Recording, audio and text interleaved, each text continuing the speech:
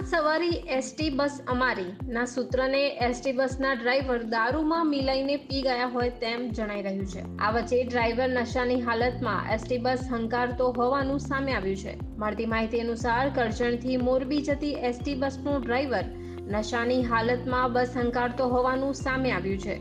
જે બસમાં મહિલાઓ અને બાળકો સહિત 50 જેટલા મુસાફરો સવાર હતા। ત્યારે પેસેન્જરોને બસ ચાલક નશાની હાલતમાં હોવાની જાણ થતાં આણંદ નજીક બસ ઊભી કરાઈ હતી અને ત્યાં હાજર લોકો પાસે મદદ માંગવામાં આવી હતી। ઉલ્લેખનીય છે કે બસ ડ્રાઈવર દ્વારા કેટલીક જગ્યા પર અકસ્માત કર્યા હોવાનું પણ મુસાફરોએ જણાવ્યું હતું। સ્થાનિકોએ ડેપો મેનેજરને જાણ કરતા ડેપો મેનેજરના અદ્ધર જવાબથી લોકોમાં રોષ ભભૂક્યો હતો। ઘટના એવી બની હતી કે અહીંયા આગળ ટીપટોપ ટી પોઈન્ટ છે। અમે એકચ્યુઅલીના અંદર ચા પીવા બેઠેલા, એટલાના અંદર આ બેન જે ખરા ને એ છોકરા લઈને આવ્યા કે ભાઈ આવી રીતે ડ્રાઈવર ડ્રિંક એન્ડ ડ્રાઈવ કરી રહ્યો છે અને 3 જગ્યાએ બસ ઠોકીને આવ્યો। નાના અમારા છોકરા છે અને ઊભી રાખવા તૈયાર નથી, એટલે પછી અમે બસ એ ટુ ટાઈમ ત્યાં આગળ ઊભી કરાવડાવી દીધી અને બધાની જાન જોખમના અંદર ના મુકાય એટલા માટે મેં તંત્ર જોડે વાત બી કરી કે હું સાહેબ તમે ચેકિંગ નહીં કરતા?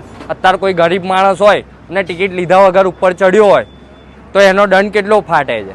તો આ 50 મુસાફરો આની અંદર સવાર હતા તો એનું જિમ્મેદાર કોણ?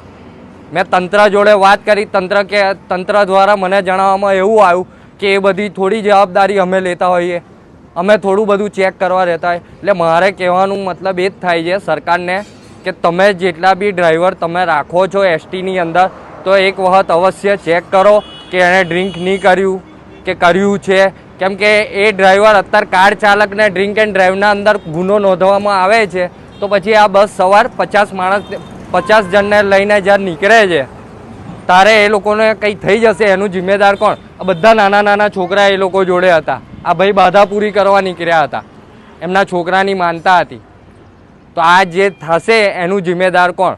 આ તંત્ર દ્વારા વગેરે જવાબ આપવામાં આવ્યો, જેવી રીતે કે અમે થોડું ડ્રાઈવરને ચેક કરીએ। એટલે આપણે સરકારશ્રીને વિનંતી કરું છું સરકારશ્રીને કે જો તમે જેવી રીતે ચેકિંગનો દંડ ફાળવો છો ગરીબ માણસ ઉપર કે 50 રૂપિયાની ટિકિટ અગર કોઈ ગરીબ માણસે નથી લીધી અને તમે એનો દંડ ફાળવો છો તો આ ડ્રાઈવરની શું સજા થવી જોઈએ અને તંત્રને શું સજા થવી જોઈએ?